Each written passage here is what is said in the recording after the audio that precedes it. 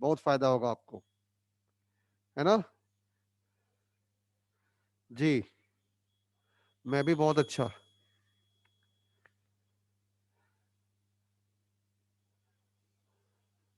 या बिल्कुल। पिछले क्लास में हम लोगों ने क्या पढ़ा था? पिछले क्लास में हम लोगों ने पढ़ा था आ, कौन सा कॉन्सेप्ट पढ़ा था भाई? हाँ, पी पाई डी पाई बैक बॉन्डिंग और पी पाई बैक बॉन्डिंग, इस इन दोनों के बारे में पढ़ा था, है ना। और रेजोनेंस से रिलेटेड सारे कॉन्सेप्ट पढ़ लिए थे। हाँ, याद आ गया, पिछले क्लास में हम लोगों ने पढ़ा था relative stability of resonating structure, और उसके बाद पढ़ा था पी पाई डी पाई बैक बॉन्डिंग, और फिर पढ़ा था पी पाई बैक बॉन्डिंग। कुछ इंपॉर्टेंट केसेस से उनको हमने लिया था, याद रखना है आपको। तो बेटा, हम लोग अभी इंडक्टिव इफेक्ट पढ़ चुके हैं, रेजोनेंस इफेक्ट पढ़ चुके हैं, कॉन्सेप्ट एप्लीकेशन स्टार्ट नहीं किया है। इंडक्टिव इफेक्ट का कुछ एप्लीकेशन हम लोगों ने पढ़ा था, acidic strength, basic strength, carbocation stability, carbon ion stability. अभी हम मीजोमेरिक इफेक्ट या रेजोनेंस से रिलेटेड जो एप्लीकेशन है वो नहीं पढ़ रहे हैं। हाइपर कंजुगेशन जब पढ़ लेंगे तो उसके बाद एक साथ एप्लीकेशन स्टार्ट करेंगे, ठीक है। तो इसके पहले एक क्वेश्चन करते हैं हम, आओ देखें कितने बच्चों को याद है।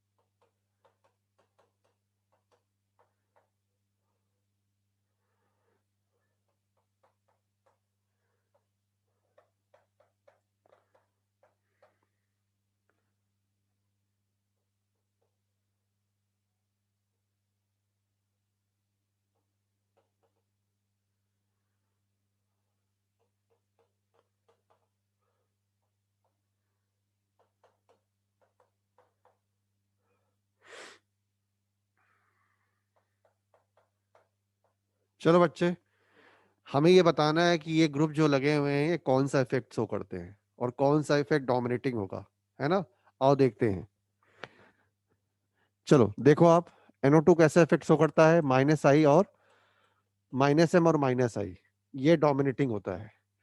OCS3 कैसा इफेक्ट शो करता है? तो OCS3 शो करता है प्लस एम और माइनस आई इफेक्ट, ये डोमिनेटिंग होता है। NH2 प्लस एम और माइनस आई, ये डोमिनेटिंग होता है।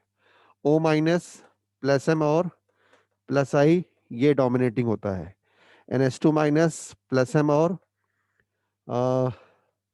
प्लस आई, ये डोमिनेटिंग होता है। OH प्लस एम और माइनस आई, ये डोमिनेटिंग होता है। फिनाइल ग्रुप प्लस एम और माइनस आई, ये डोमिनेटिंग हो गया। NHCOCH3 प्लस एम और माइनस आई, ये डोमिनेटिंग। OCOCH3 प्लस एम और माइनस आई, ये dominating. CHO minus M minus I, ये भी माइनस एम माइनस आई, इन दोनों में minus M effect dominating. Fluorine chlorine plus M और प्लस एम और माइनस आई, ये भी प्लस एम और माइनस आई, इन दोनों केसेस में बताया था आपको माइनस आई इफेक्ट क्या होता है? डोमिनेटिंग होता है। SH लोन पेयर है तो प्लस एम और minus I, plus M effect dominating होगा। Carboxylic acid minus M minus I effect, कौन सा इफेक्ट डोमिनेटिंग? तो minus M effect dominating. Ester, अब डबल बॉन्ड से CO लगा हुआ है तो minus M minus I minus M dominating. CS2 के ऊपर negative charge, plus M plus I plus M effect dominating होगा, है ना। तो ये आपको भी इस तरह याद होना चाहिए कि कौन से ग्रुप कौन सा इफेक्ट शो करते हैं और कौन सा इफेक्ट डोमिनेटिंग होता है।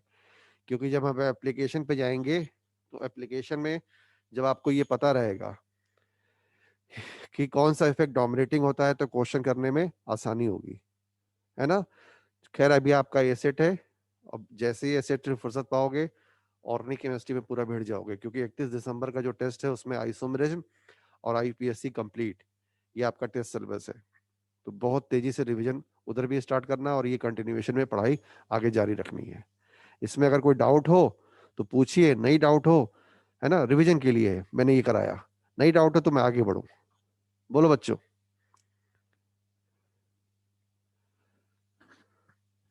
है ना, सिर्फ रिवीजन के लिए कि आपको याद रहे कि कौन से ग्रुप कौन सा इफेक्ट शो करते हैं और किसमें कौन सा इफेक्ट डोमिनेटिंग होता है।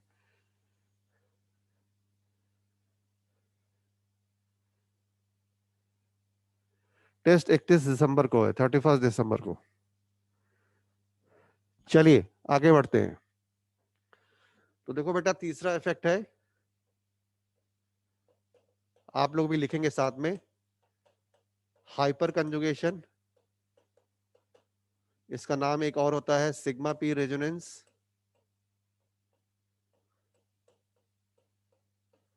इसका नाम एक और होता है नो बॉन्ड रेजोनेंस। इसका एक और नाम होता है बेकर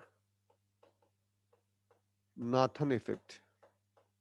है ना, ये कुछ नाम है हाइपर कंजुगेशन के। तो ये चारों नाम लिख लेंगे, फिर से मैं रिपीट कर रहा हूं, hyper conjugation, sigma pi resonance, no bond resonance और बेकर नाथन इफेक्ट।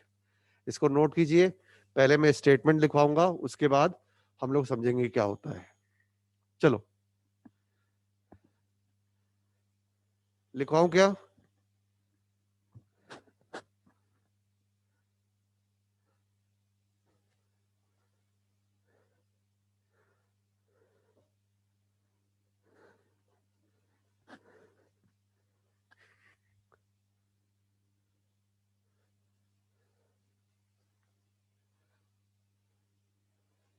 लिखवाओ बच्चों, लिखिए।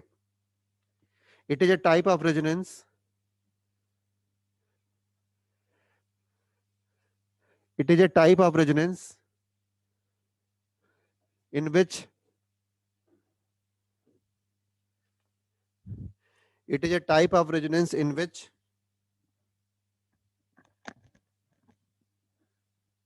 sigma electron, it is a type of resonance in which sigma electron is delocalized with sigma electron is delocalized with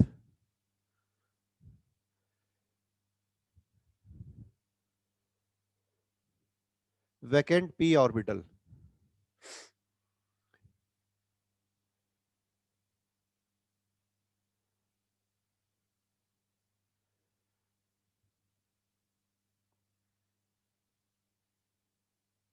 Vacant p orbital. It is less effective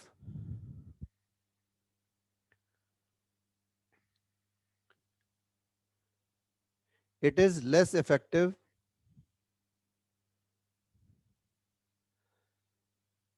as compared to resonance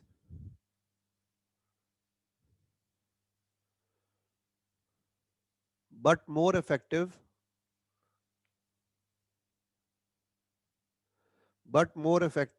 as compared to inductive effect.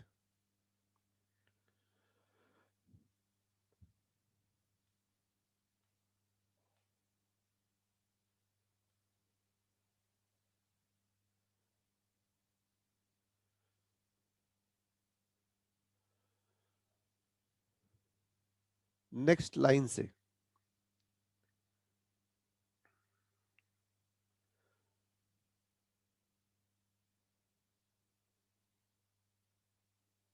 Presence of sp3 hybridise carbon atom. Next line से, presence of sp3 hybridise carbon atom.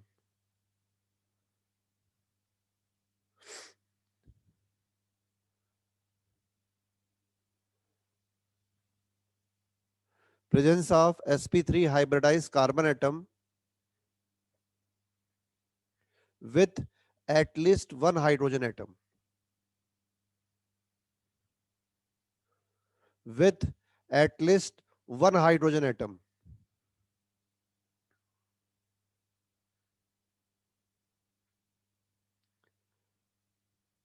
adjacent to vacant p orbital, adjacent to vacant p orbital,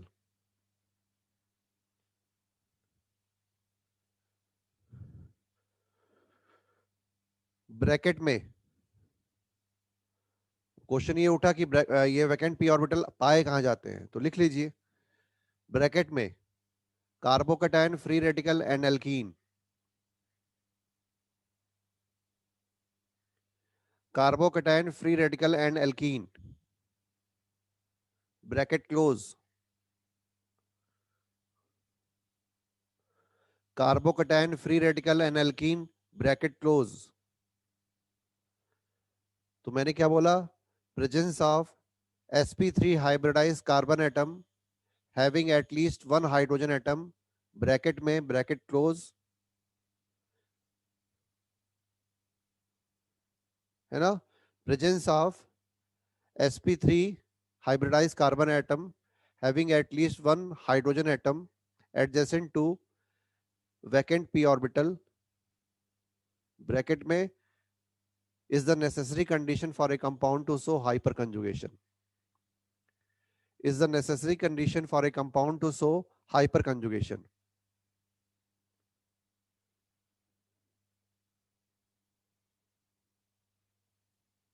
कोई compound hyper conjugation show करे तो इसके लिए ये necessary condition होता है ना। जैसे देखिए आप, देखो बच्चे, देखो आप, जैसे मान लो तुम्हारे पास ये है CH2 प्लस और ये CH3 लगा दिया, हमने ले लिया CH, CH3 लगा दिया, हमने ऐसे लिखा, हमने लिखा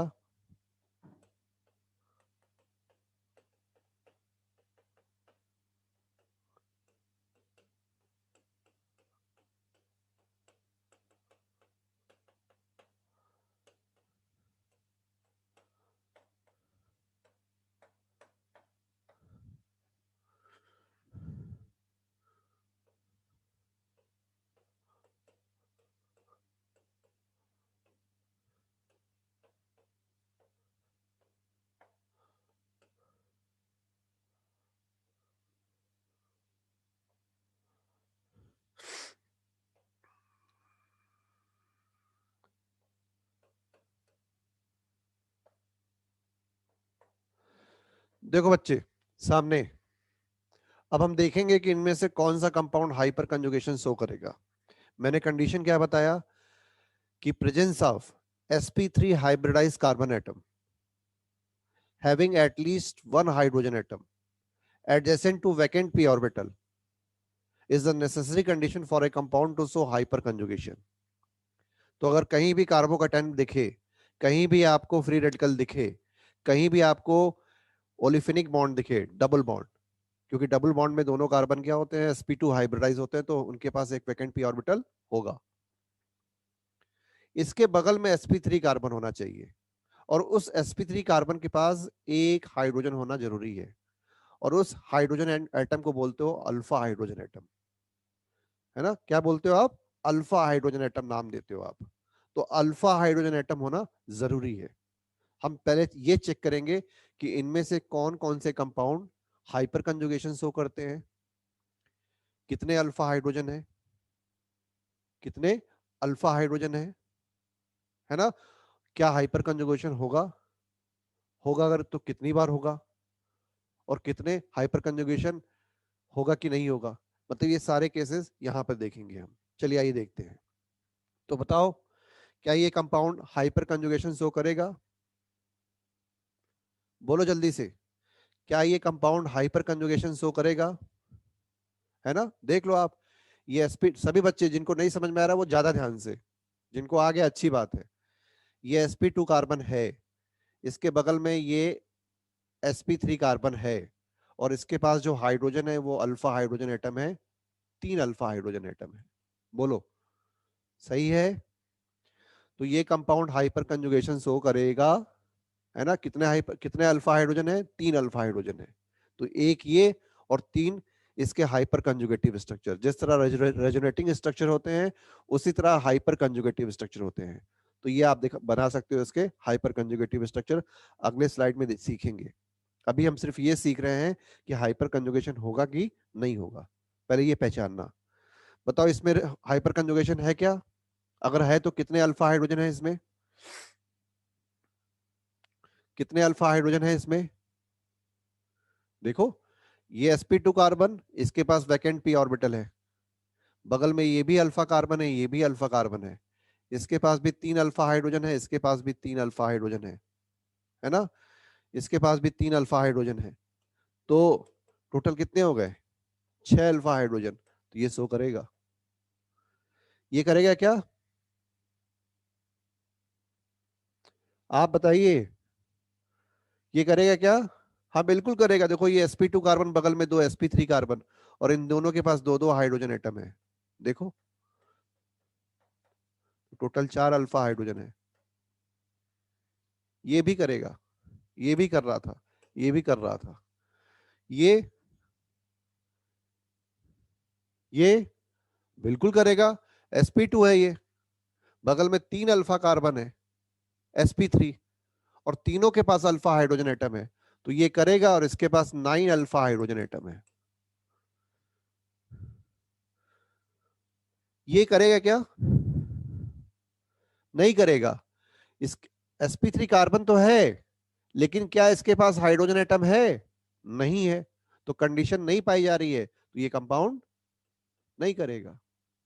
ये करेगा क्या, तो देखो ये भी sp2 है, ये भी sp2 है, इसके बगल में देखो ये अल्फा कार्बन है, और इसके पास 2 हाइड्रोजन एटम है, इधर भी 2 हाइड्रोजन और इधर भी 2 हाइड्रोजन।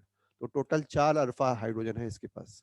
तो ये करेगा, ये ये भी करेगा। टोटल कितने अल्फा हाइड्रोजन है, कोई बताएगा क्या, इसके पास टोटल कितने अल्फा हाइड्रोजन एटम है, आप बताइए,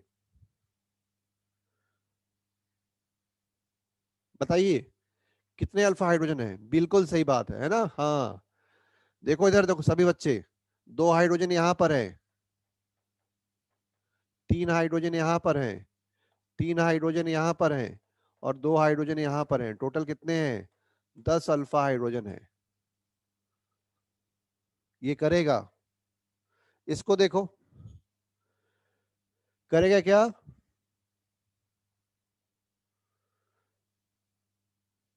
नहीं करेगा, है ना, क्योंकि इसके पास अल्फा हाइड्रोजन एटम नहीं है। देखो इसमें हमने यहाँ पर CH3 लगा दिया, ये मतलब क्या, CH3 लगा हुआ है। अब देखो ये कंपाउंड, इसमें कार्बोकैटायन भी है, फ्री रेडिकल भी है, एल्कीन भी है ना, सबके गिनेंगे हम। देखो ये कार्बोकैटायन, बगल में 2 अल्फा हाइड्रोजन एटम, तो कितने हो गए, 4। ये फ्री रेडिकल, बगल में 2 यहां पर, एक यहां पर, है ना, इसके लिए कितने हो गए फ्री रेडिकल के लिए, 5। देखो ये डबल बॉन्ड, 2 हाइड्रोजन यहां पर और 2 हाइड्रोजन यहां पर, टोटल कितने हो गए, 4, is equal to 5 4 9 4 13, 13 alpha hydrogen atom है इसमें। इस कंपाउंड में फ्री रेडिकल भी है, कार्बोकैटायन भी है, और ओलिफेनिक बॉन्ड भी है। तो सबके रिस्पेक्ट में हम अल्फा हाइड्रोजन लेंगे। टोटल कितने आ गए, 13, है ना। बताओ भाई इसमें कितने अल्फा हाइड्रोजन है जो हाइपर कंजुगेशन कर सकते हैं, चलिए गिनिए जल्दी से, देखिए कौन स्टूडेंट एक्यूरेट जवाब देता है। चलो जल्दी करो भाई।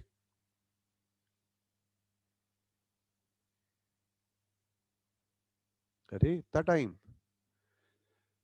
6, 6 सबके 6 आ रहे हैं। हम्म, सबके 6 आ रहे हैं, चलो देखते हैं। देखो ये कार्बोकैटायन है, यहाँ पर 2 हाइड्रोजन, ये फ्री रेडिकल है, यहाँ पर 2 हाइड्रोजन, है ना। और ये देखो फिनाइल ग्रुप है, आप लोगों ने गलत कर दिया, ये फिनाइल ग्रुप है, पीएच लिखा था, इसीलिए छुपा के लिखा था, है ना। इसके पास भी देखो डबल बॉन्ड है ना, तो ये तो sp2 है, इधर भी sp2 है, लेकिन ये sp3 है, ये कार्बन sp3 है और इसके पास एक हाइड्रोजन है, तो टोटल कितने हो गए? 7 अल्फा हाइड्रोजन। बताओ सही है कि नहीं? सबने आंसर 6 दिए, आंसर कितना आया? 7। ऐसे ही क्वेश्चन आपसे एग्जाम में गलती करवाए जाते हैं, आता सब है आपको, लेकिन जल्दीबाजी करते हो। इसीलिए मैंने बोला कि कौन स्टूडेंट एक्यूरेट जवाब देता है। बोलो सही है कि नहीं? कोई डाउट किसी को? नहीं डाउट हो जल्दी से नोट करो, तो आगे बढ़े। तो सबसे पहले हमने ये चेक किया कि कौन से कंपाउंड हाइपर कंजुगेशन शो कर सकते हैं और कितने अल्फा हाइड्रोजन होंगे, है ना। अभी एक दो एग्जांपल और लेंगे, फिर देखेंगे हाइपर कंजुगेशन कैसे होता है, क्यों इसको सिग्मा पी रेजोनेंस बोला जाता है, क्यों इसको नो बाउंड रेजोनेंस बोला जाता है। तो जल्दी से नोट कर लो आप सभी, तो फिर आगे बढ़े।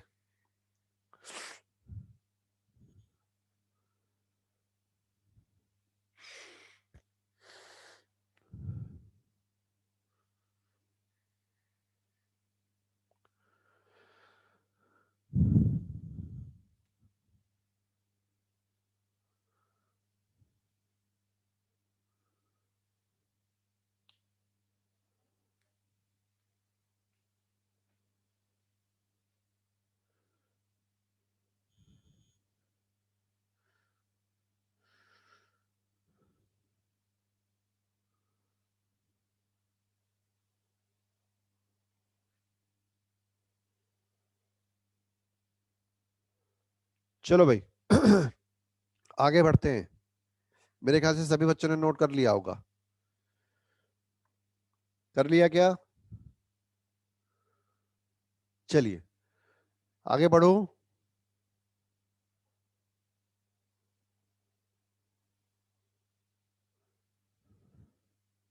चलो तब आगे बढ़ता हूँ। हाँ जी देखो आप, फिर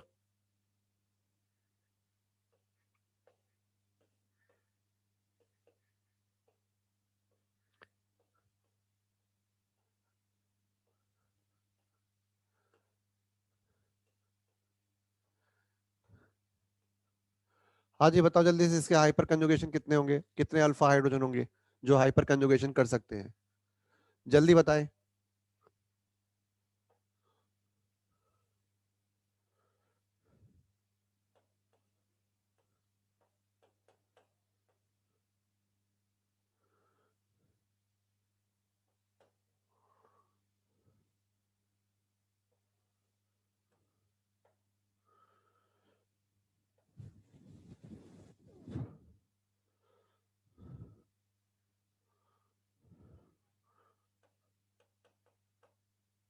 बोलो। चलो हमें अल्फा हाइड्रोजन गिनना है।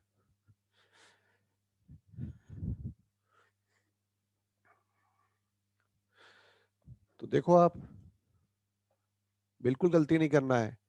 हमें पहले देखना है कि कहां पर sp2 कार्बन मिलेगा, कहां पे वैकेंट p ऑर्बिटल है। तो सबसे पहले ये मिला, इसके बगल में देखो ये 3 अल्फा हाइड्रोजन है, cs3, और यहाँ पे एक अल्फा हाइड्रोजन है, तो टोटल कितने हो गए? 4। जो कंडीशन यहाँ है वही कंडीशन यहाँ भी है, तो इसके लिए भी 4। देखो ये डबल बॉन्ड है, ये कार्बन sp2 है, तो इसके बगल में देखो 3 यहाँ पर और एक यहाँ पर, टोटल 4। और इसके लिए सिर्फ एक हाइड्रोजन यहाँ पर है, तो एक ये हो गए, तो टोटल। बोलो सही है? सभी बच्चों के आंसर सही हैं, वेरी गुड, बहुत अच्छे। इसको करो आप, इसको करिए।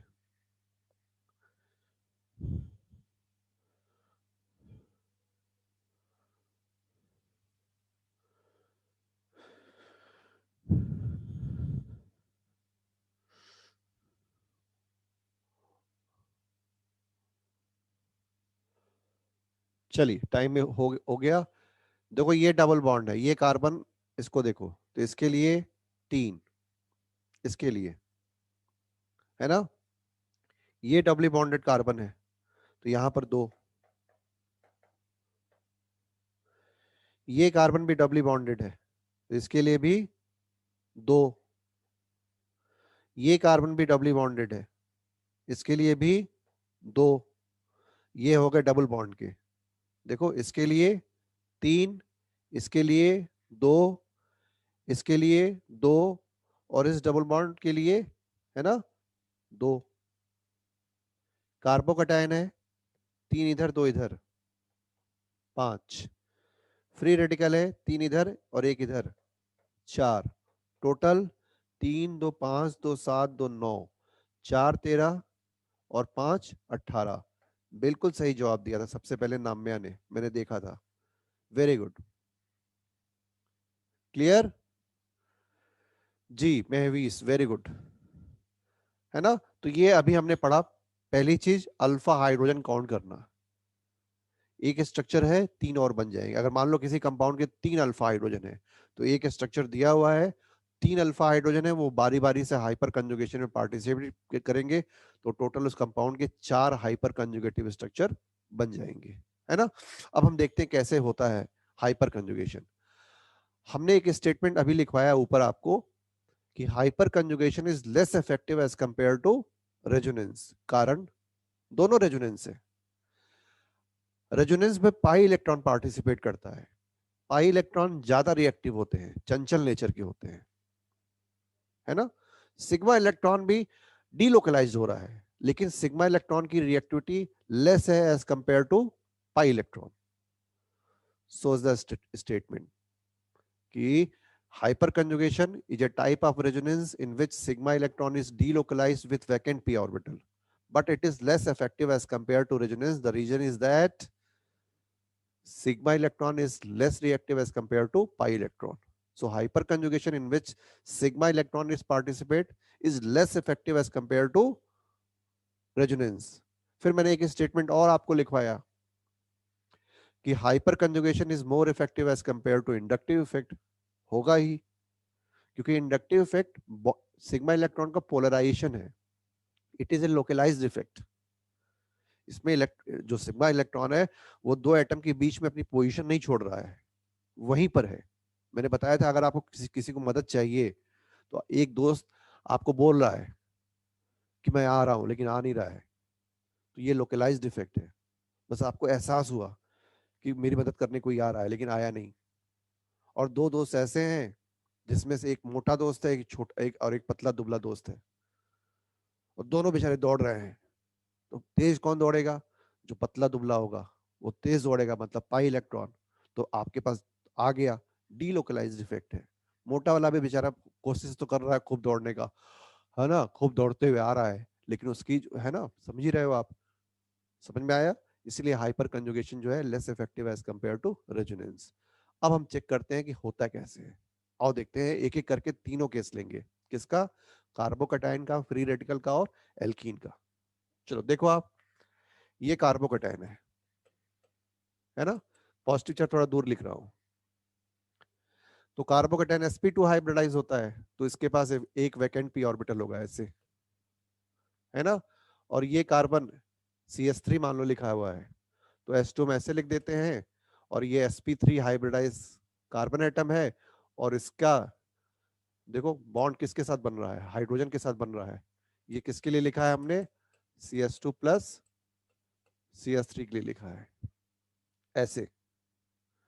तो यही जो दो इलेक्ट्रॉन है, ये जो दो इलेक्ट्रॉन है ना, यहां पर कौन सी बॉन्डिंग हो रही है?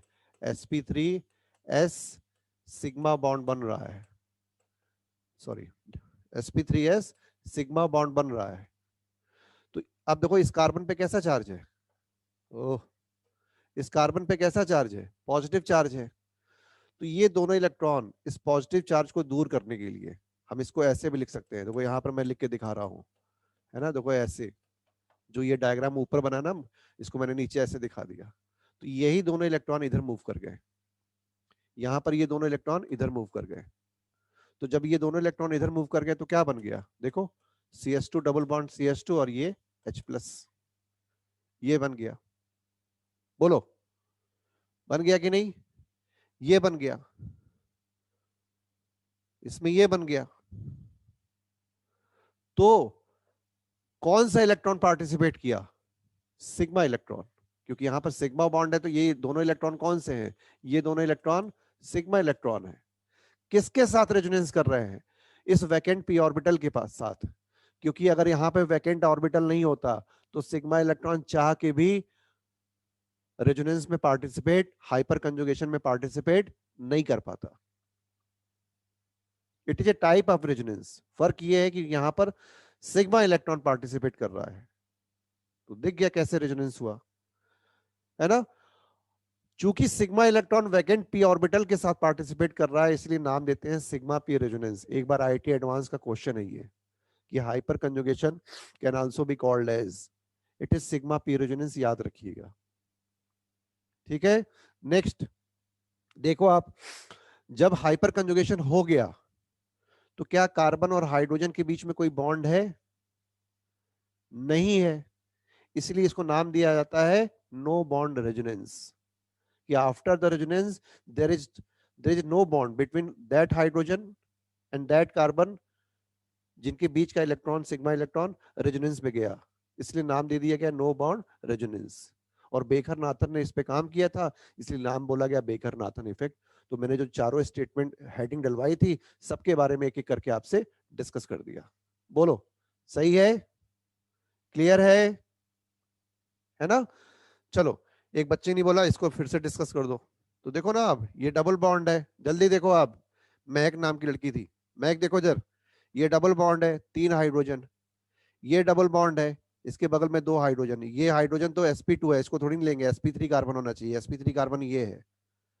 ये डबल बॉन्ड है, इसके बगल में 2 हाइड्रोजन, है ना। और ये डबल बॉन्ड है, तो इसके बगल में 2 हाइड्रोजन। तो डबल बॉन्ड के लिए टोटल कितने हो गए? ये हो गए। कार्बोकेटाइन के लिए 3 यहां पर हैं और 2 यहां पर हैं, टोटल 5। और फ्री रेडिकल के लिए 3 यहां पर हैं और 1 यहां पर है, टोटल 4। गिन लो आप, 18 आएगा, है ना। चलो,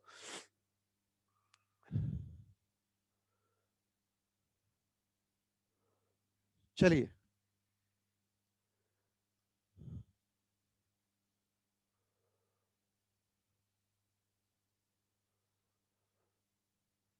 नेक्स्ट देखते हैं फ्री रेडिकल में। तो देखो बेटा, ये देखो आप, ये फ्री रेडिकल है ना, ये फ्री रेडिकल है। इसको ऐसे हम दिखा सकते हैं, एक वैकेंट ऑर्बिटल, ये फ्री रेडिकल, ये CH2, और इसके साथ बॉन्ड ये बन रहा है, यही वाला बॉन्ड इधर ट्रांसफर हो गया, है ना। यहाँ पर ये वाला बॉन्ड इधर ट्रांसफर हो गया, तो देखो क्या बन गया, ये हाइपर कंजुगेटिव स्ट्रक्चर बन गया, CH2 डबल बॉन्ड CH2 और ये H+। तो यहाँ पर कितने अल्फा हाइड्रोजन है? 3। एक हाइड्रोजन ने जब पार्टिसिपेट किया तो ये स्ट्रक्चर बना, अभी 2 हाइड्रोजन और है, मतलब कितने स्ट्रक्चर और बन सकते हैं? 3, है ना। इसको एक और बन सकता है ऐसे, CH2 double bond CH2 H+। एक और बन सकता है ऐसे, CH2 double bond CH2 H+। तो देखो, एक हाइड्रोजन ये, एक हाइड्रोजन ये, एक हाइड्रोजन ये, तो 3 हाइड्रोजन थे, तो 3 हाइपर कंजुगेटिव स्ट्रक्चर इसके बन गए। तो हो क्या रहा है? अब आपने बोला क्यों कराया, तो देखो, जब यहां पर हाइपर कंजुगेशन किया था, जब यहां पर हाइपर कंजुगेशन हमने किया था, तो कार्बन के ऊपर का पॉजिटिव चार्ज कॉन्सेंट्रेट हुआ कि डिस्पर्स हो गया? बताइए, जल्दी से जवाब दीजिए। डिस्पर्स हुआ कि कॉन्सेंट्रेट हुआ पॉजिटिव चार्ज? अरे कॉन्सेंट्रेट कहा हुआ मेरे भाई, डिस्पर्स हुआ। या जब हाइपर कंजुगेशन हुआ तो क्या बना? ये बना। तो यहाँ पे पॉजिटिव चार्ज तुझे दिखाई दे रहा है क्या? नहीं दिखाई दे रहा है, तो कॉन्सेंट्रेट कहाँ हुआ? डिस्पर्स हुआ कि नहीं दिव्यांशु नायक, है ना। हाँ, तो बताइए स्टेबिलिटी बढ़ेगी घटी? बताइए स्टेबिलिटी बढ़ेगी घटी? हाँ, इसीलिए पढ़ते हैं हाइपर कंजुगेशन, क्योंकि hyper conjugation carbocation free radical की स्टेबिलिटी बढ़ाता है। Plus I effect secondary reason है। क्योंकि जब हम प्लस आई इफेक्ट डिस्कस किए थे, तो आपको बताए थे कि 3 डिग्री कार्बोकेटायन एल्काइल की स्टेबिलिटी 2 डिग्री से, 2 डिग्री की स्टेबिलिटी 1 डिग्री से, 1 डिग्री की स्टेबिलिटी मिथाइल से ज्यादा होती है। और वहां पर आपको चिपका दिया था क्या? Inductive effect. लेकिन वो गलत स्टेटमेंट था, क्योंकि हाइपर कंजुगेशन पढ़ाए नहीं थे, तो हमारे पास भी, हमारे भी मुंह बंधे हुए थे, हम सिर्फ इंडक्टिव इफेक्ट का नाम ले सकते थे वहां पर। लेकिन यहाँ पर हमने हाइपर कंजुगेशन पढ़ाया, तो देखो तुम्हें समझा दिया कि एल्काइल कार्बोकेटाइन की अगर स्टेबिलिटी की हम बात करेंगे, तो hyper conjugation is the primary factor which stabilize the carbocation. It is clear कि नहीं? बोलो भाई, सही है? पक्का? हाँ, तो यही सारी चीजें एप्लीकेशन में आने वाली हैं, तैयार रहिएगा, है ना। आज मैं इसीलिए कॉन्सेप्ट पढ़ा रहा हूँ, एप्लीकेशन नहीं, कि आप लोग पहले एसेट अच्छी तरह तरीके से दे लो। चलो भाई, अब हम देखते हैं एल्कीन में। एल्कीन में कैसे होता है, देखो आप, देखो बच्चे, ये एल्कीन है, बताओ इसके कितने हाइपर कंजुगेशन होंगे? इसके कितने हाइपर कंजुगेशन होंगे?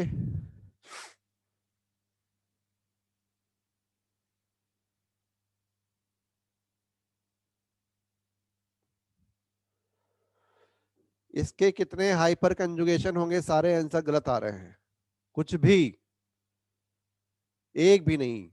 कहाँ है हाइपर कंजुगेशन होंगे? कहाँ है sp3 कार्बन है? कहाँ है sp3 कार्बन है क्या? नहीं है। तो जब sp3 कार्बन नहीं तो हाइपर कंजुगेशन की बात नहीं। स्टेट कंडीशन लिखवा दिया है कि presence of sp3 carbon atom कहाँ, adjacent to vacant P orbital. यहाँ तो वैकेंट पी ऑर्बिटल है लेकिन sp3 कार्बन नहीं है, तो इसके हाइपर कंजुगेशन 0 है, ये नहीं शो करेगा। बोलिए, सही है? बेटा वेट करो, लास्ट स्लाइड दिखाई जाएगी, पहले पढ़ लो। अब इसको देखो आप, ये CH2 डबल बॉन्ड CH, बताओ जल्दी से, इसमें हाइपर कंजुगेशन होगा क्या? कितने अल्फा हाइड्रोजन एटम है? कितने अल्फा हाइड्रोजन एटम है? 3। तो देखो ध्यान से कैसे हाइपर कंजुगेशन होगा। ये जो पाई इलेक्ट्रॉन डेंसिटी है ना, ये इधर मूव करेगी, तो यहां पे कैसा चार्ज आएगा? निगेटिव। तो यहां पे कैसा चार्ज आएगा? पॉजिटिव। तो ये दोनों इलेक्ट्रॉन जो हैं वो इधर मूव कर जाएंगे, तो इसका जो हाइपर कंजुगेटिव स्ट्रक्चर होगा वो कुछ ऐसे बनेगा, CH2 minus CH double bond CH2 और ये H प्लस, है ना। और अभी 2 हाइड्रोजन बाकी हैं, तो टोटल कितने बन सकते हैं? 3, मैंने एक बनाया है। चलो फिर आपसे क्वेश्चन पूछा गया, ये पहला था ये दूसरा था, ये इथीन है ये प्रोपीन है, पूछा गया इथीन और प्रोपीन में किसकी स्टेबिलिटी ज्यादा, इथीन की प्रोपीन की? क्या बोलोगे आप? प्रोपीन की। कारण, प्रोपीन के पास 3 हाइपर कंजुगेटिव स्ट्रक्चर होते हैं ड्यू टू हाइपर कंजुगेशन, और इससे प्रोपीन की स्टेबिलिटी बढ़ती है, क्योंकि जितना ज्यादा रेजोनेंस होगा स्टेबिलिटी क्या होगी? बढ़ेगी, है ना। Like resonance, hyperconjugation is also a stabilizing phenomena, but its power is less as compared to that of resonance. बोलो, इतना समझ में आया? बोलिए बच्चे।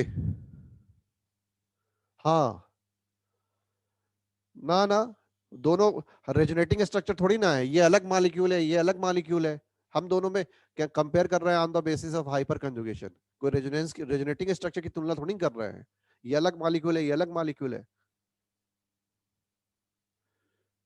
ठीक है भाई जयवर्धन, आपका क्वेश्चन था, बट इथीन इज न्यूट्रल, उस इथीन कोई इसका रेजोनेटिंग स्ट्रक्चर थोड़ी ना है, वो तो अलग कंपाउंड है। चलो समझ में आया कि नहीं सभी बच्चों को? पक्का, है ना। चलो देखो आप जल्दी से, तो देखो आप, अब ये क्वेश्चन हम लोग आगे करेंगे, थोड़ा सा मैं दे रहा हूं।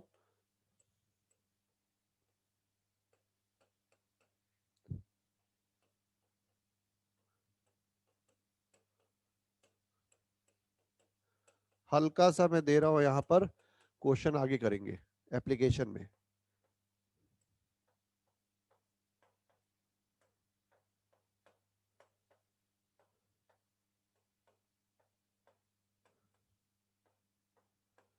देखो, हमने हाइपर कंजुगेशन के बेसिस पे 3 केस ले लिए, एक एल्कीन के, एक कार्बोकैटायन के, एक फ्री रेडिकल के, और हमें स्टेबिलिटी कंपेयर करनी है ना। एक यहां पर लिख लो, इसको भी जगह है बीच में,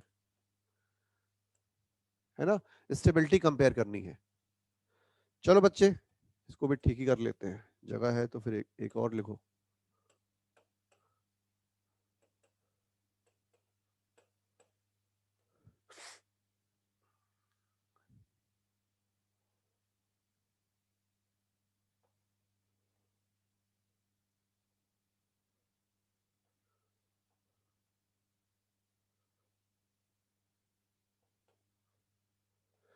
हाँ जी, क्या सोचते हो, इन चारों एल्कीन में किसकी स्टेबिलिटी सबसे ज्यादा होगी? तो आपका आंसर आएगा गुरुजी, जिसके हाइपर कंजुगेशन ज्यादा होंगे, बस, है ना। और कोई फैक्टर, क्योंकि रेजोनेंस तो हो ही नहीं रहा है, एक ही डबल बॉन्ड है ना, तो रेजोनेंस नहीं है। तो जब रेजोनेंस नहीं है तो हम हाइपर कंजुगेशन देखेंगे, क्योंकि अगर रेजोनेंस होता तो सबसे ऊपर रेजोनेंस आता, मोर इफेक्टिव। अरे इसको ऐसे कंपेयर कर सकते हो, जैसे क्लास होता ना ऑफलाइन, तो हंसा हंसा के आपको एग्जाम्पल देता, है ना। ऑनलाइन में और टीचर भी देखते रहते हैं कि ये मजाक कर रहा है, ज्यादा पढ़ा कम रहा है। देखो आप इधर, जैसे मान लो कहीं पर शादी हो रही है ना, तो आपने देखा होगा कि शादी से पहले वो होता है ना डांस, क्या बोलते हैं उसको, शादी से पहले क्या होता है, शादी से पहले बारात नहीं, शादी के एक दो दिन पहले, शादी के एक दो दिन पहले क्या होता है, वो क्या बोलते हैं उसको, ओहो, भूल गया मैं। हाँ, महिला संगीत, देखो याद है, किसको याद है भाई, ये जयवर्धन को याद है महिला संगीत के बारे में, है बेटा, जयवर्धन यही काम करता है क्या, महिलाओं के बीच में जाके संगीत देखता है तू। चलो इधर देखो आप, महिला संगीत, हाँ। तो अब आज ये महिला संगीत पहले हुआ करता था, है ना, 90 95 में। आजकल तो महिलाएं क्या, पुरुष पुरुष क्या और बच्चे क्या, सब एक साथ रहते हैं, परिवार के लोग, परिवार है ना, परिवार में महिला क्या पुरुष क्या सब एक साथ रहते हैं। तो उसमें देखा होगा कि डांस होता है ना, तो बड़े बुजुर्ग एक तरफ बैठे रहते हैं, महिलाएं होती हैं, पुरुष होते हैं, छोटे बच्चे होते हैं। तो जो बच्चे हैं 8 9 साल से लेकर 22 23 साल तक के, बोलो, वो खूब मस्ती से डांस करते हैं, खूब भयंकर डांस करते हैं, थकते हैं क्या? बिल्कुल नहीं, बस उनको जगह चाहिए, जगह चाहिए तो हर तरीके के डांस दिखा देंगे।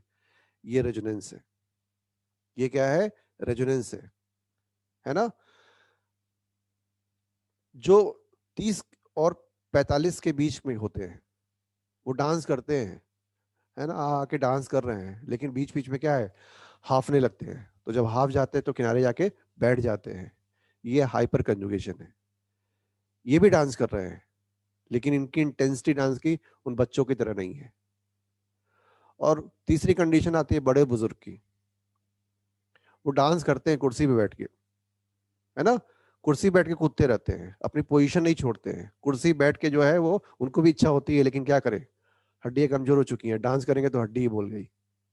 ये इंडक्टिव इफेक्ट है, कुर्सी पे बैठे हैं, लोकलाइज है, लेकिन डांस हो रही है। आया समझ में? तो अगर तीनों इफेक्ट एक साथ काम करते हैं तो सबसे ऊपर किसको रखते हैं हम? रेजोनेंस को। उसके बाद हम रखते हैं किसको? हाइपर कंजुगेशन को। और सबसे लास्ट में क्या आता है? इंडक्टिव इफेक्ट आता है। तो यहां पर हम सिर्फ दो चीजों को देखेंगे, किसको? इंडक्टिव इफेक्ट को और हाइपर कंजुगेशन को। कारण कारण ये कि रेजोनेंस किसी में है ही नहीं है ना। चलो आगे बढ़ते हैं। देखो भाई इधर, कितने हाइपर कंजुगेशन है इसके, जल्दी बताओ। तो 3 3 6 2 8 2 10। कितने हाइपर कंजुगेशन इसके हैं? 2। कितने हाइपर कंजुगेशन है? 4। कितने हाइपर कंजुगेशन है? 7। देखो 3 2 5 2 7। अब हाइपर कंजुगेशन गिनना आना चाहिए, जैसे मैं गिन रहा हूं जल्दी जल्दी, आपकी भी प्रैक्टिस होनी चाहिए। तो on the basis of hyper conjugation सबसे ज्यादा स्टेबिलिटी फर्स्ट की, फिर 4 की, फिर 3 की, फिर 2 की। बोलो, कोई डाउट किसी को? क्लियर है? पक्का? चलो इधर देखो आप, अब इन दोनों का आंसर आप बताओ, मैंने हिंट दे दिया आपको, अब इन दोनों का आंसर आप बता सकते हो। इसका और इसका आंसर आप बताइए, मैं नहीं बताऊंगा अब, सेकंड थर्ड का।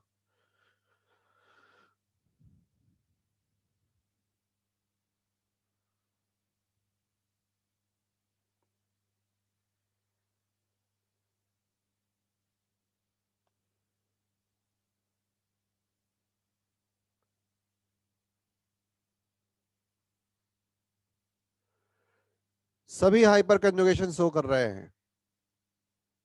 शिवानी, आपने क्वेश्चन पूछा फर्स्ट हाइपर कंजुगेशन शो नहीं कर रहा है, अरे 10 हाइपर कंजुगेशन है। डबल बॉन्ड देखो, डबल बॉन्ड के बगल में 4 sp3 कार्बन है। पहले का आंसर देखो, देखते हैं सेकंड का आंसर देखते हैं। मैं आइए, अब इससे ज्यादा टाइम नहीं मिलता है एग्जाम में। देखो ये कार्बोकैटायन है, इसके बगल में 2 हाइड्रोजन यहाँ पर है और 2 हाइड्रोजन यहाँ पर है। टोटल कितने हाइपर कंजुगेशन? 4। इसके हाइपर कंजुगेशन 7, इसके हाइपर कंजुगेशन 3, इसके पॉजिटिव चार्ज है ये, इसके हाइपर कंजुगेशन देखो एक ही हाइड्रोजन है यहाँ पर, है ना, तो एक। तो on the basis of hyper conjugation answer is 2 1 4 3। Clear है? किसी बच्चे को डाउट क्या? ठीक है ना? थर्ड वाले में क्या दिक्कत है भैया? ये कार्बोकैटायन है, एक हाइड्रोजन यहाँ पर है और 2 हाइड्रोजन यहाँ पर है, तो टोटल कितने हो गए? 3।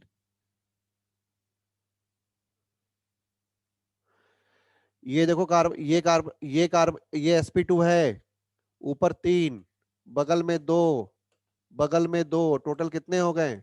7। कहाँ दिक्कत है? चलो नीचे देखो आप, चलो नीचे वाले का आंसर बताओ फ्री रेडिकल की स्टेबिलिटी का, जल्दी करो।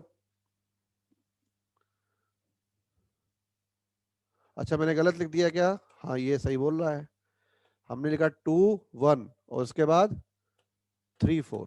बिल्कुल सही बात है, जल्दी करो भाई।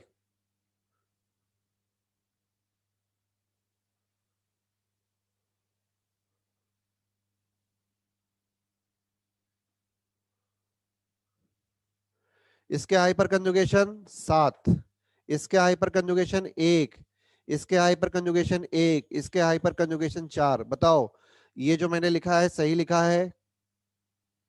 हाइपर कंजुगेशन गिनने में किसी को कोई दिक्कत?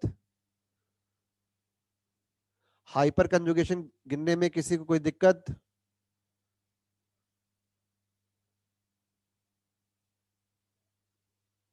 थर्ड वाले में एक ही ना होगा, देखो ये फ्री रेडिकल है, तो यहाँ पर तो अल्फा कार्बन है लेकिन हाइड्रोजन नहीं है, यहाँ पे कार्बन है लेकिन एक ही हाइड्रोजन तो है, तो एक ही हाइपर कंजुगेशन तो होगा,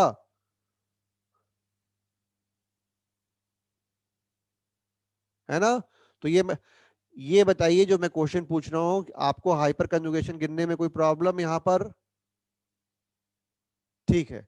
अब देखो आप इधर, इधर देखो आप, ये सबसे ज्यादा स्टेबल फर्स्ट, उसके बाद फोर्थ। अब इन दोनों में प्रॉब्लम, लड़ाई हो गई, मेरे पास भी एक हाइपर कंजुगेशन, सामने वाला बोलता मेरे पास भी एक हाइपर कंजुगेशन, मतलब हाइपर कंजुगेशन फैक्टर दोनों में सेम है। तो नेक्स्ट क्या आएगा? Inductive effect. यहां पर टोटल कितने कार्बन दिखाई दे रहे हैं? 7, देखो 6 अंदर और एक बाहर। यहां पर कितने कार्बन दिखाई दे रहे हैं? 6 7 8 और ये 9। तो मैंने बताया था कि अगर sp3 कार्बन है और जितने ज्यादा है प्लस आई इफेक्ट ज्यादा होगा। तो जब हाइपर कंजुगेशन दोनों में सेम है तो नेक्स्ट डिसाइडिंग फैक्टर क्या है? आई इफेक्ट है। और प्लस आई इफेक्ट इलेक्ट्रॉन देता है कि लेता है? इलेक्ट्रॉन देता है। इलेक्ट्रॉन देगा तो पॉजिटिव चार्ज डिस्पर्स होगा कि कॉन्सेंट्रेट होगा? डिस्पर्स होगा। और पॉजिटिव चार्ज अगर डिस्पर्स होगा तो स्टेबिलिटी बढ़ेगी घटेगी? बढ़ेगी। लो जी आंसर आ गया। तो 1 4 3 2। क्लियर? बोलो बच्चे, सभी बच्चों को क्लियर? आगे हमको इसी तरह इससे भी टफ क्वेश्चन करने हैं। तो अब टेस्ट के बाद थोड़ा ऑर्गेनिक को टाइम दीजिए क्योंकि आने वाले 2 हफ्ते बहुत इंपॉर्टेंट होंगे, है ना? अब यहाँ पे वहां पर मैं बोलूंगा NH2 ये इफेक्ट शो कर रहा है, ये नहीं पूछेगा सर कैसे, क्योंकि plus M effect minus M effect सब बता चुके हैं। आपको हर चीज याद होना चाहिए जो वहां पे। जी, जल्दी से इसको नोट कर लीजिए तो हम फिर आगे बढ़े, है ना? अब धीमे धीमे एप्लीकेशन की तरफ बढ़ेंगे। हमने आपको रेजोनेंस भी पढ़ा दिया, हाइपर कंजुगेशन भी पढ़ा दिया, इंडक्टिव इफेक्ट भी पढ़ा दिया। आज से स्टार्ट करेंगे एप्लीकेशन, और ये कम से कम 10 से 11 क्लास चलेगा एप्लीकेशन। अब इसमें हम क्वेश्चन देखेंगे। जी सेकंड स्लाइड, सेकंड स्लाइड। कौन है भाई सेकंड स्लाइड? बेटा इसमें 5 स्लाइड बचे हैं। सेकंड स्लाइड कौन सा? देखो एक बार मैं दिखा दे रहा हूँ। ये पहला स्लाइड है, ये दूसरा स्लाइड है,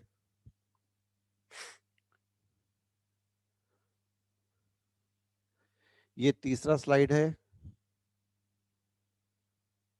ये चौथा स्लाइड है, और ये जो अभी हमने पढ़ा 5वां स्लाइड है। तो आपको दिख रहा है कि हाइपर कंजुगेशन से कार्बोकेटायन, फ्री रेडिकल और एल्कीन की स्टेबिलिटी बढ़ती है ना। चलो एक क्वेश्चन और दूंगा मैं, यहाँ पर जगह है, एक क्वेश्चन और देता हूँ। देखो कौन से बच्चे सही करते हैं।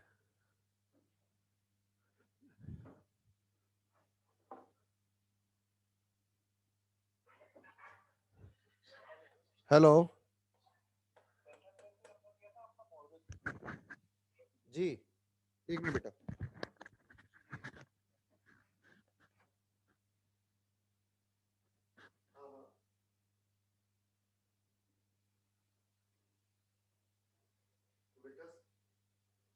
पर्सनल आईडी तो मैं लेता हूँ, विटनेस मेरे पास नहीं है। चलिए मैं देखता हूँ, ठीक है। आप टाइम बता देना मुझे।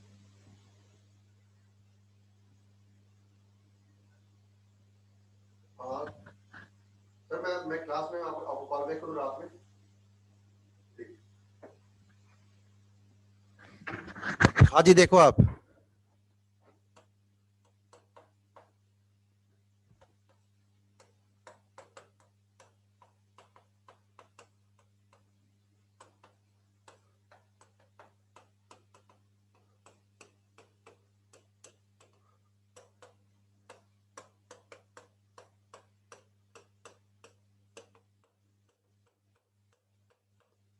चलो भाई, ये क्वेश्चन पूछा गया आपसे। टॉल्यूइन है, इथाइल बेंजीन है, आइसोप्रोपाइल बेंजीन है और टर्सरी ब्यूटाइल बेंजीन है। पूछा गया यहां पर सबसे ज्यादा बेंजीन रिंग पे इलेक्ट्रॉन डेंसिटी किस कंपाउंड में है? चलिए बताइए जल्दी से। आपसे पूछा गया कि इन चारों में सबसे ज्यादा इलेक्ट्रॉन डेंसिटी किस कंपाउंड में है? जल्दी बताएं।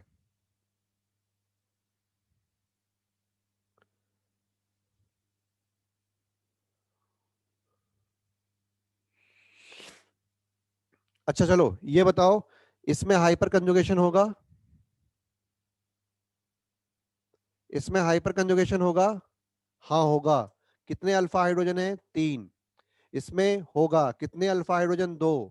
इसमें होगा कितने अल्फा हाइड्रोजन? 1। इसमें नहीं होगा, इसमें सिर्फ प्लस आई इफेक्ट है। इसमें हाइपर कंजुगेशन भी है और प्लस आई इफेक्ट भी है ना। तो प्लस आई इफेक्ट की वजह से बहुत ज्यादा फर्क नहीं पड़ने वाला है, क्योंकि plus I effect is a polarizing effect.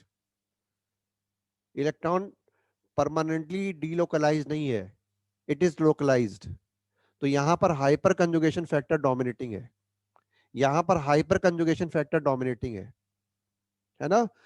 तो देखो यहां पर 3 अल्फा हाइड्रोजन है, तो अल्फा हाइड्रोजन की वजह से यहां पर हाइपर कंजुगेशन होगा। यहां पर 2 हाइपर कंजुगेशन है, यहां पर 1 हाइपर कंजुगेशन है। कैसे? देखो आप, देखो बच्चे कैसे हो रहा है, ध्यान से।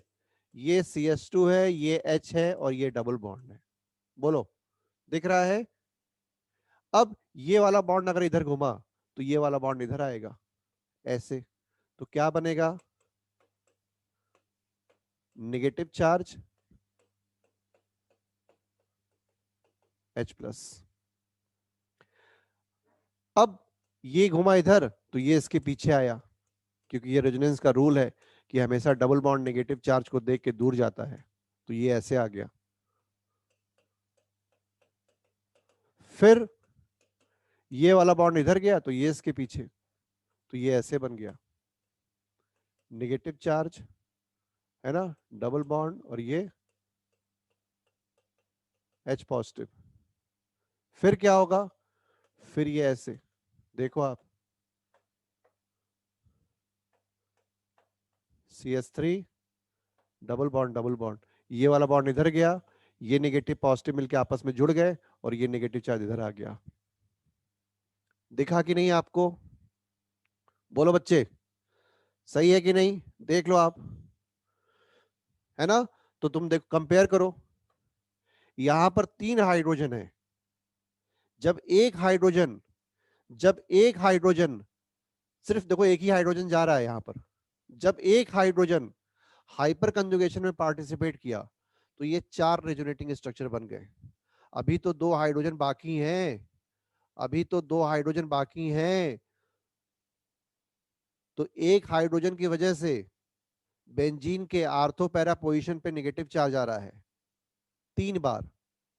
देखो कितनी बार आ रहा है, देखो 3 बार, 1 2 3। तो अभी तो 2 हाइड्रोजन बाकी हैं, टोटल कितनी बार नेगेटिव चार्ज आएगा, 9 बार। 3 इधर और 3 नीचे, 3 इस आर्थो पे, 3 इस आर्थो पे, 3 नीचे। तो सबसे ज्यादा इलेक्ट्रॉन डेंसिटी किसने क्रिएट किया, इस CH3 ने, उसके बाद इस CH2 ने, उसके बाद इस CH ने। यहां पर तो हाइड्रोजन है ही नहीं, यहां पर तो हाइड्रोजन है ही नहीं। तो आपको दिख रहा है कि hyper conjugation is more effective as compare to I effect. यहां पर सबसे ज्यादा आई इफेक्ट था, टर्शियरी ब्यूटाइल ग्रुप था। लेकिन चूंकि hyper conjugation is a type of resonance in which sigma electron is participated, so in this case toluene there is maximum electron density like this। तो हम कह सकते हैं, हम कह सकते हैं, क्या कह सकते हैं, कि ये इफेक्ट जो यहां पर हो रहा है लाइक प्लसम इफेक्ट है ना। आर्थो पैरा पे कैसा चार्ज आ रहा है, निगेटिव। और मेटा पे कोई चार्ज आ रहा है क्या, नो इफेक्ट, है ना। मेटा पे कोई इफेक्ट नहीं। तो याद रखना है हमको हमेशा, ये बच्चे भूलते हैं कि जब बेंजीन रिंग से CH3 लगा रहेगा तो सबसे पहले नाम देते हैं किसका, इसका किसका नाम देते हैं सबसे पहले, सबसे पहले वो नाम लेते हैं आई इफेक्ट का। हम आई इफेक्ट का नाम नहीं लेंगे, सबसे पहले किसका नाम लेंगे, हाइपर कंजुगेशन का, because hyper conjugation is more dominating as compare to I effect, है ना। इसको देख लो एक बार, अगर कोई डाउट है, मन में संदेह है तो पूछें, जल्दी करो बच्चे।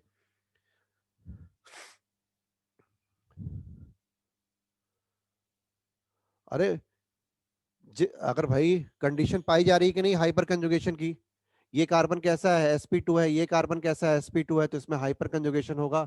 और हाइपर कंजुगेशन कैसे होता है, आपको एल्कीन में यहाँ समझा दिया। देखो यहाँ पर अभी मैंने आपको एल्कीन में समझाया, ये देखो समझाया कि नहीं, एल्कीन में हाइपर कंजुगेशन कैसे होता है, कि डबल बॉन्ड दूर जाएगा इलेक्ट्रॉन लेके और ये इसके पीछे जाएगा। तो यहाँ पर भी देखो हमने सेम कंडीशन दिखाया है। देखो आप, ये डबल बॉन्ड दूर गया और ये हाइड्रोजन इसके पीछे। अब जब एक बार हाइपर कंजुगेशन हो गया तो फिर क्या हो रहा है, रेजोनेंस हो रहा है। और इसकी वजह से आर्थो और पैरा पे कैसा चार्ज आ रहा है, निगेटिव चार्ज आ रहा है, देखो मैंने लिख दिया है। मेटा पोजिशन पे कोई इफेक्ट पड़ रहा है क्या, कोई इफेक्ट नहीं पड़ रहा है। तो मैंने बताया है कि what is the impact of hyper conjugation when A compound undergoing hyperconjugation with benzene ring. There is negative charge density at ortho and para position and no effect at meta position.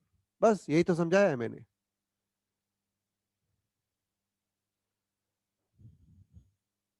हो गया क्या सारे बच्चे,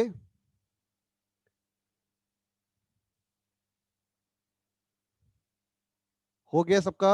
तो चलिए एक line लिखिए जल्दी से, हाँ एक लाइन लिखिए, लिखो when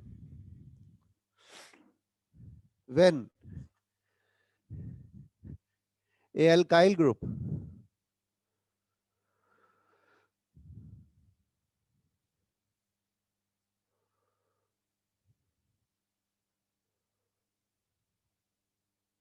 when A alkyl group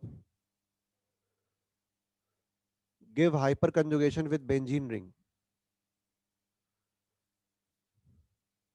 when a alkyl group give hyperconjugation with benzene ring, bracket में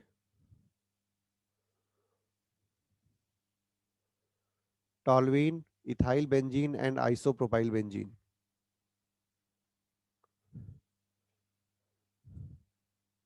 ब्रैकेट में toluene, ethyl benzene and isopropyl benzene.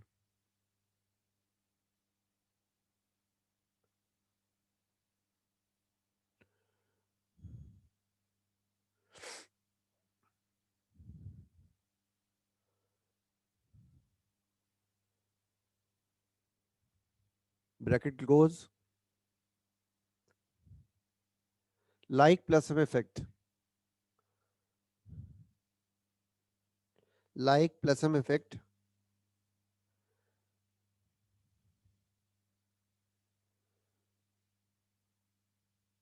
it create negative charge,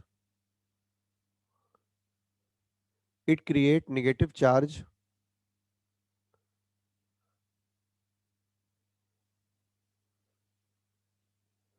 at ortho and para position.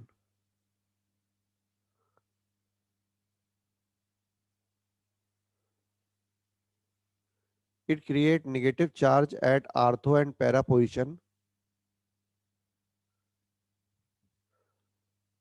and no effect at meta position. बेटा ध्रुव concentrate किया करो, मैं रट के नहीं बोलता हूं.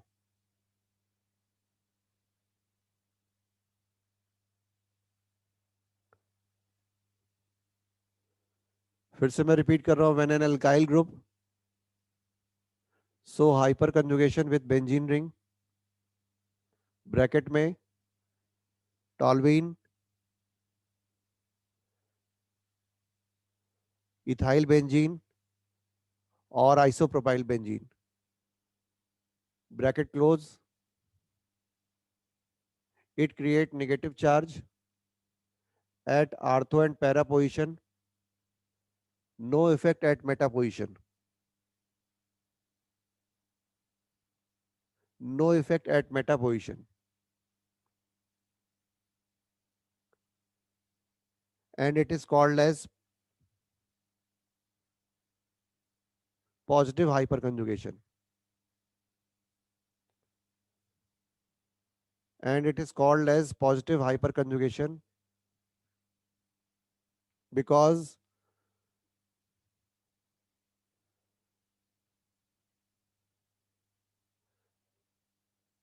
electron density is shifted towards, because electron density is shifted towards benzene ring, because electron density is shifted towards benzene ring,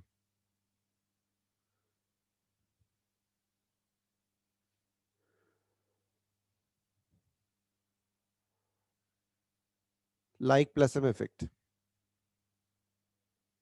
चलिए, तो सभी बच्चों देख लो आप, है ना, आर्थो और पैरा पोजीशन पे कैसा चार्ज आ रहा है, नेगेटिव चार्ज आ रहा है. आर्थो और पैरा पोजीशन पे कैसा चार्ज आ रहा है, नेगेटिव चार्ज आ रहा है. जहां आप गलती करते हो, मतलब देखा गया है, एक्सपीरियंस है, बच्चे यहाँ गलती करते हैं. बेंजीन रिंग से CS3 लगा है, C2H5 लगा है, पहले नाम लेते हैं सर प्लस आई इफेक्ट. नहीं, गलत है. जो डोमिनेटिंग इफेक्ट है पहले उसका नाम लीजिए. पहले आप बोलोगे हाइपर कंजुगेशन. एक अच्छा स्टूडेंट कभी गलती नहीं करता है, और कुछ लोगों को गलती करने की बार बार आदत होती है, वो अच्छे स्टूडेंट नहीं होते हैं. और यहाँ पर कोई भी इमोशन से काम नहीं चलता है. आपने एक क्वेश्चन गलत किया, आप पीछे हो गए हजारों बच्चों से. तो स्ट्रांग बनिए, डिटरमाइंड बनिए कि हमें गलती नहीं करनी है, तभी आपकी रैंक आएगी, है ना. आप छोटे बच्चे नहीं हो. अगर आप मैच्योर नहीं होगे तो फिर आपके नंबर भी नहीं आएंगे. समझिए आप चीजों को, कंपटीशन है यहाँ पर. एक एक नंबर पे 1000 बच्चे होते हैं. तो छोटी से छोटी गलतियां भी आपको नहीं करनी है ना. आप अगर MNR 10 बैच में पढ़ रहे हो तो आपको गलती नहीं करनी है, ठीक है. और इसी बेसिस पे अगले साल और बच्चे छांट दिए जाएंगे. मुश्किल से 8 या 10 बच्चे जो होंगे वो अच्छे ले जाए जाएंगे जो गलती ना करें. मौका सबको मिल रहा है. आप अपने आप को चुस्त दुरुस्त करो, अच्छे नंबर लाओ, और नंबर अच्छे आएंगे उसी बेसिस पे अगले साल अच्छा बैच बन जाएगा. जो गलती नहीं करेगा वही रैंक लाएगा. तो गलती नहीं करनी है आपको, याद रखिएगा. शार्प बनिए, है ना. और इमोशन भूल जाइए कि हम बच्चे हैं, हमसे हम देर तक सोएंगे, हमसे ये गलती हो जाती है ना. कोई गलती नहीं, हम गलती करेंगे ही नहीं. तभी आप एम्स दिल्ली जाओगे, और तभी, और वही बच्चे पहुंचने भी चाहिए जो उसके हकदार हों.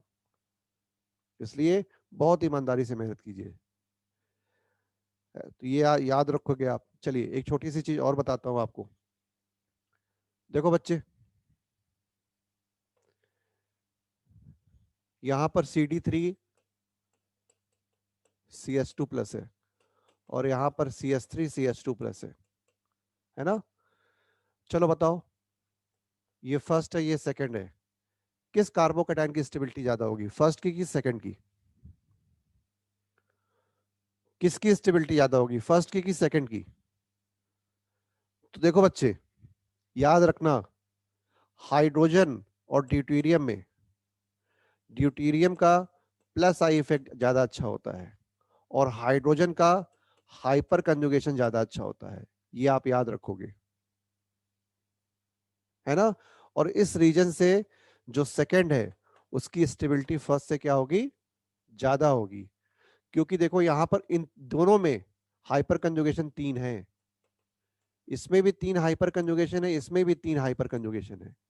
अब फर्क ये है कि यहाँ पे ड्यूटेरियम है और यहाँ पे हाइड्रोजन है।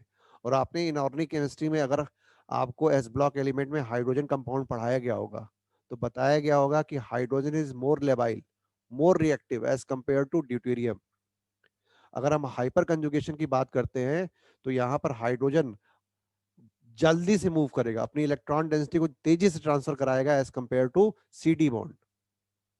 तो चूंकि हाइपर कंजुगेशन इस केस में ज्यादा इफेक्टिव है, इसीलिए सेकंड की स्टेबिलिटी फर्स्ट से ज्यादा है।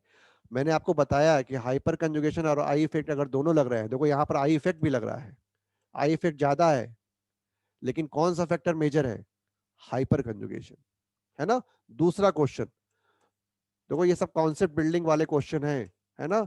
ये CH3 है और ये CD3 है ना। पूछा गया है इन दोनों कंपाउंड में कौन बेंजीन रिंग पे ज्यादा इलेक्ट्रॉन डेंसिटी क्रिएट करेगा, बताओ कौन ज्यादा इलेक्ट्रॉन डेंसिटी क्रिएट करेगा इन दोनों में, बताइए जल्दी से। हाँ, क्योंकि देखो आप यहाँ पर ये भी हाइपर कंजुगेशन शो कर रहा है, प्लस आई इफेक्ट शो कर रहा है, ये भी हाइपर कंजुगेशन शो कर रहा है, प्लस आई इफेक्ट शो कर रहा है, लेकिन ज्यादा इंपॉर्टेंट फैक्टर क्या है, हाइपर कंजुगेशन है, because hyper conjugation is a delocalize effect, delocalization of sigma electron. Sigma electron delocalize कर रहा है तो बेंजीन रिंग पे नेगेटिव चार्ज डेंसिटी क्रिएट हो रही है। अब इफेक्टिवनेस किसकी ज्यादा है, एच की डी की? जी हाँ, एच की ज्यादा है ना। तो यहाँ पर इलेक्ट्रॉन डेंसिटी ज्यादा क्रिएट होगी, तो हम कह सकते हैं इलेक्ट्रॉन डेंसिटी के मामले में, है ना, सेकंड में इलेक्ट्रॉन डेंसिटी फर्स्ट से ज्यादा क्रिएट होगी। चलो, अब एक क्वेश्चन और यहाँ लिखता हूं, देखे कौन बताता है, किसको ज्यादा याद है ना। जो बता देगा बच्चा, मैं समझ जाऊंगा कि वो बहुत ही ईमानदारी से पढ़ाई करता है। चलो भाई, ये क्वेश्चन आपके लिए, बताइए इन 5 कंपाउंड में 1 2 3 4 5 है, किसमें इलेक्ट्रॉन डेंसिटी सबसे ज्यादा होगी, अरेंज करिए। Arrange the following compound which create maximum electron density over benzene ring in this 5 compound. चलो टाइम दे रहा हूं 1 मिनट का, 1 मिनट का टाइम दे रहा हूं, जल्दी सोचिए।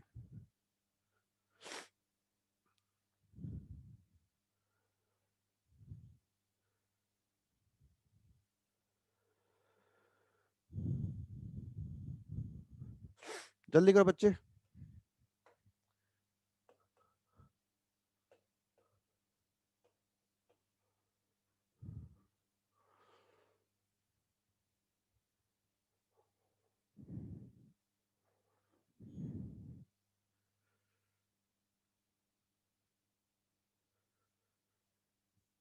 अब ये क्वेश्चन वही कर पाएगा जिसको प्लस एम माइनस एम सबका ऑर्डर याद होगा। प्लस एम में क्या होता है, माइनस एम में क्या होता है, आई में क्या होता है। अरेंज, ऑर्डर अरेंज करना है भाई हार्दिक, ऑर्डर अरेंज करना है जयवर्धन। अभी तक किसी के आंसर सही नहीं आए हैं।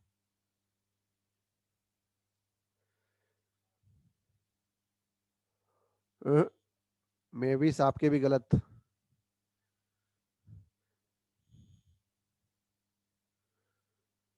चलो भाई, देखो आप, ये प्लस एम इफेक्ट शो कर रहा है, लोन पेयर है नाइट्रोजन के पास, ये भी प्लस एम इफेक्ट शो कर रहा है, लोन पेयर है ऑक्सीजन के पास। यहाँ पर प्लस एम इफेक्ट भी है, माइनस आई इफेक्ट भी है, और माइनस आई इफेक्ट डोमिनेटिंग है।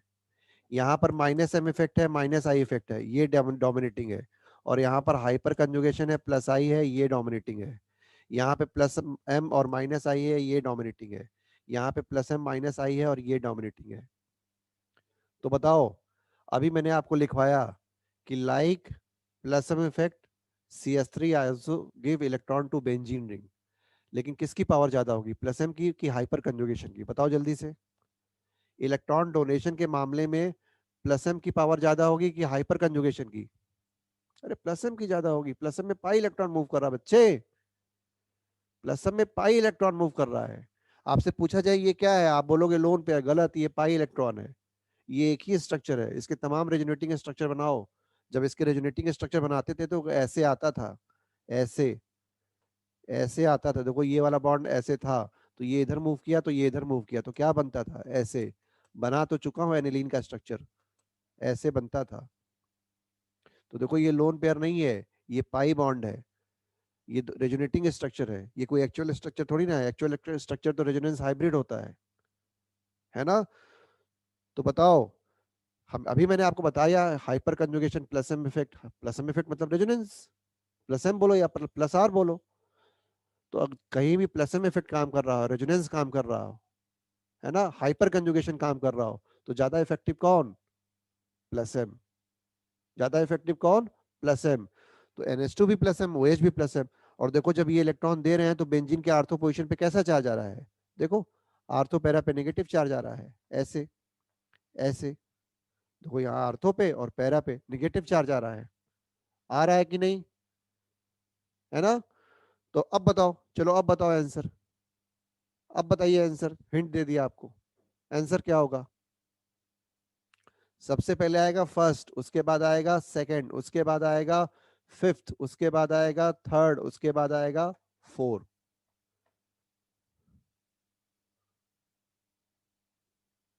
कैसे? देखो आप, यहाँ पे प्लस एम, यहाँ पे प्लस एम, यहाँ पे हाइपर कंजुगेशन, ये तीनों इलेक्ट्रॉन डोनेटिंग इफेक्ट है। तो ये इलेक्ट्रॉन दे रहे हैं बेंजीन रिंग को, तो दे रहे हैं तो बेंजीन के आर्थो पैरा पोजिशन पे कैसा चार्ज आ रहा है? निगेटिव चार्ज आ रहा है। कहाँ पे? आर्थो पे और पैरा पे। अब प्लसम इफेक्ट की पावर हाइपर कंजुगेशन से ज्यादा होती है, तो इन दोनों में कंपटीशन है। किसका प्लसम इफेक्ट ज्यादा अच्छा? NH2 का कि OH का? NH2 का। तो फर्स्ट सेकंड आ गया, उसके बाद हाइपर कंजुगेशन आ गया। और ये दोनों तो इलेक्ट्रॉन खींच रहे हैं, है ना? ज्यादा कौन खींचेगा? माइनस एम इफेक्ट वाला, क्योंकि माइनस एम इफेक्ट रेजोनेंस हो गया, और माइनस आई तो हल्का सा इफेक्ट है। यहाँ पे माइनस आई इफेक्ट डोमिनेटिंग है और यहाँ पे माइनस एम इफेक्ट डोमिनेटिंग है, तो ये इलेक्ट्रॉन खींच लिया। इलेक्ट्रॉन खींच लिया तो आर्थो पैरा पे कैसा चार्ज आएगा? Positive charge. मैंने बताया था आपको पिछले एक दो क्लासेस पहले कि जो group minus M effect show करते हैं वो बेंजीन के आर्थो पैरा पोजीशन पे कैसा चार्ज लाते हैं? Positive charge. तो यहाँ तो पॉजिटिव चार्ज आ रहा है ओवरऑल।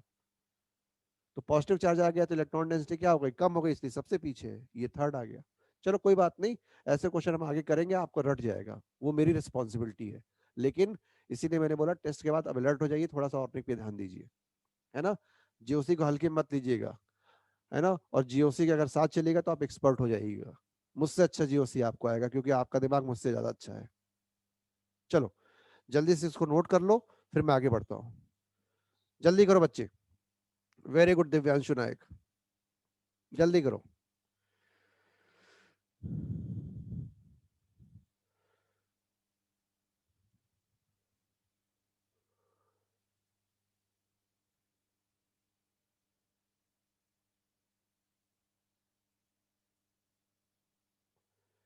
चलिए नेक्स्ट हेडिंग डालिए, अगर आपने नोट कर लिया है तो हेडिंग डालिए, रिवर्स हाइपर कंजुगेशन और माइनस हाइपर कंजुगेशन।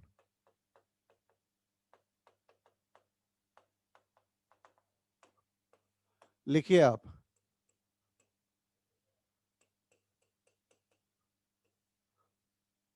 लिखिए व्हेन द ग्रुप लाइक, लिखिए when the group like CCl3CF3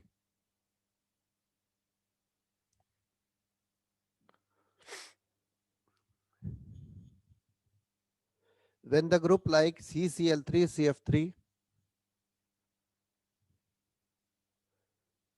is attached with benzene ring,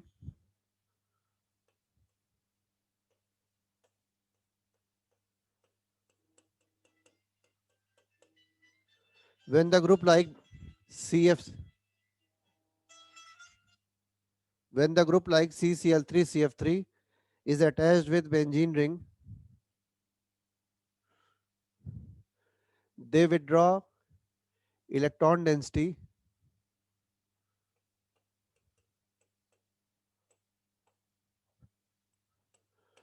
they withdraw electron density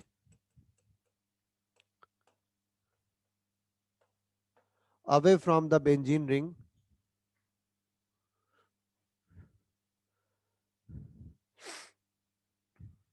and hence so reverse hyperconjugation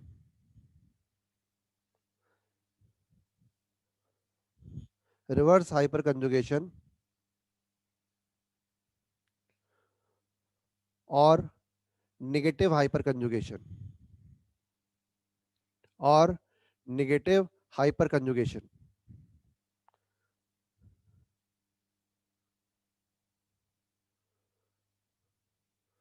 reverse hyperconjugation or negative hyperconjugation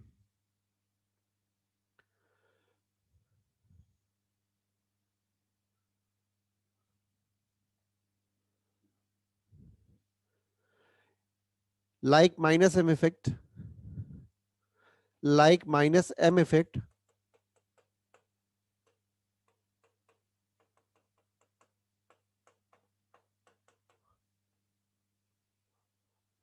like minus m effect it create positive charge at ortho and para position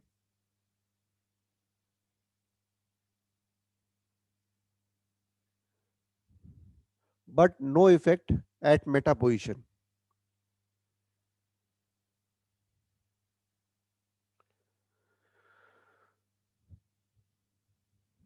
but no effect at meta position तो अब जल्दी से board की तरफ देखिए है ना पूरी तरह कंसंट्रेट कीजिए माइंड को बोर्ड की तरफ कि हमारा कॉन्सेप्ट वाला पार्ट यहाँ खत्म हो जाए अगली क्लास से एप्लीकेशन स्टार्ट करो देखो बच्चों हाइपर कंजुगेशन का उल्टा क्या होता है reverse hyper conjugation hyper conjugation is A type of electron donating effect देखा आपने इलेक्ट्रॉन दिया जा रहा है जो sigma electron vacant P orbital की तरफ ट्रांसफर किया जा रहा है और ये रिवर्स हाइपर कंजुगेशन है उल्टा है हाइपर कंजुगेशन के इसमें इलेक्ट्रॉन डेंसिटी खींची जा रही है किससे बेंजीन रिंग से तो माइनस एम इफेक्ट की तरह हो गया लेकिन अगर फिर कोई बच्चे पूछा कि सर माइनस एम इफेक्ट में और रिवर्स हाइपर कंजुगेशन में सर कौन ज्यादा किसको इंपॉर्टेंस देंगे अरे सोचना क्या है हाइपर कंजुगेशन जहां वर्ड आएगा वहां पर सिग्मा इलेक्ट्रॉन पार्टिसिपेट कर रहा है और जहां पर एम इफेक्ट या आर इफेक्ट काम कर रहा है वहां पर पाई इलेक्ट्रॉन पार्टिसिपेट कर रहा है तो फिर पूछने की क्या जरूरत है हमेशा माइनस में और माइनस आर इफेक्ट की जो वैल्यू होती है वो ज्यादा होती है as compare to reverse hyper conjugation है ना दिमाग में रखे रहिएगा कैसे होता है ये देखो देखो बच्चे जब यहाँ पर हाइड्रोजन लगा था देखो आप यहाँ पर जब हाइड्रोजन लगा था तो हाइड्रोजन और कार्बन के बीच में इलेक्ट्रोनेगेटिविटी डिफरेंस बहुत ज्यादा नहीं होता है तो जैसे ही ये वाला बॉन्ड इधर शिफ्ट हुआ था हाइड्रोजन ने अपने इलेक्ट्रॉन इधर ट्रांसफर कर दिए थे लेकिन यहाँ पर क्या है फ्लोरीन है फ्लोरीन क्या अपने इलेक्ट्रॉन कार्बन की तरफ देगा बिल्कुल नहीं देगा फ्लोरीन इलेक्ट्रॉन देता नहीं लेता है तो फ्लोरीन क्या करेगा ये सिग्मा बॉन्ड को लेके भाग जाएगा ऐसे तो ये वाला अब जब ये इलेक्ट्रॉन लेके भागा तो इस कार्बन पे कैसा चार्ज आया पॉजिटिव तो ये वाला बॉन्ड इधर ट्रांसफर हो गया तो देखो क्या बन गया double bond CF2 F minus देखो हाइपर कंजुगेशन का ठीक उल्टा है यहाँ पर H था तो H प्लस आ रहा था यहाँ पे F निगेटिव है इलेक्ट्रॉन ले लिया किससे बेंजीन रिंग से तो देखो यहाँ पर कैसा चार्ज आया पॉजिटिव ये बन गया अब अगला स्ट्रक्चर पॉजिटिव चार्ज की तरफ डबल बॉन्ड जाएगा तो इधर ट्रांसफर हो गया तो क्या बन गया अब ये वाला बॉन्ड इधर ट्रांसफर हो गया तो ये बन गया देखो आप अब अगला ये वाला बॉन्ड इधर ट्रांसफर हो गया तो ये बन गया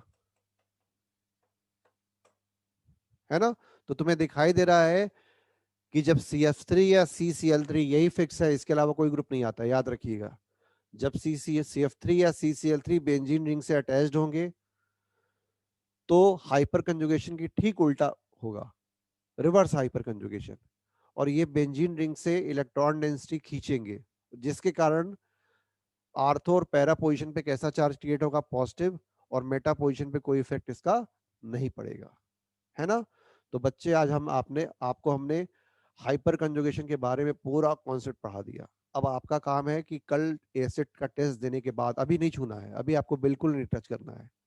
अभी आप कोशिश कीजिए कि एसिड में आपके बहुत अच्छे नंबर आए, है ना। सबको 100% स्कॉलरशिप मिले, यही मेरी दुआ है कि आपके खूब अच्छे नंबर आए, है ना। तो खूब अच्छे मन से दिमाग लगा के, कोई क्वेश्चन गलती ना हो। मैंने बोला ना, इमोशन से काम नहीं लेना है। ये नहीं कि सर सिली मिस्टेक हो गया, अभी सिली मिस्टेक नहीं होना चाहिए। खूब अच्छे नंबर आए आपके, बेस्ट ऑफ लक आपके कल के एग्जाम के लिए, है ना। फिर उसके बाद जब टेस्ट दे के आओगे तो फिर भिड़ जाओगे किसके ऊपर, ऑर्गेनिक केमिस्ट्री के ऊपर, क्योंकि टेस्ट में भी आने वाला है और जीओसी साथ में चल रहा है, वो बहुत इंपॉर्टेंट है 12th के लिए, केवीपीवाई के लिए। केवीपीवाई में मैक्सिमम क्वेश्चन इसी से आते हैं। ठीक है, चलिए मिलते हैं अगली क्लास में। थैंक यू वेरी मच, है ना। Best of luck for your exam A set. Bye bye बच्चे।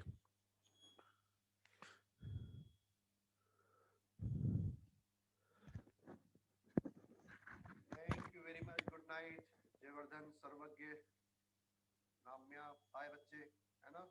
चलो कल टेस्ट दे लीजिए, उसके बाद अर्निंग में कोई डाउट होगा फिर पूछिएगा आप लोग। पहले टेस्ट दीजिए और